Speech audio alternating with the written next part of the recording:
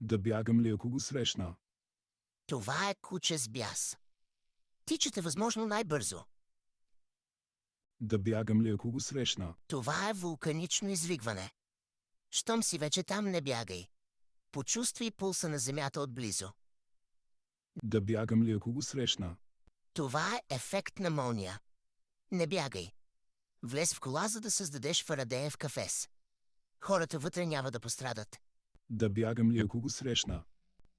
Това е ударна вълна от тунелен взрив. Вълната не може да излезе и отскача напред-назад. Бягай веднага. Да бягам ли, ако срещна това? Това е азиатска черна мечка. Не бягайте и не обръщайте гръб, или ще провокирате ловния му инстинкт. Отдръпнете се бавно. Да бягам ли, ако срещна това? Ако океанът рязко се отдръпне, вероятно е предупреждение за цунами. Напуснете плажа веднага, все още има време.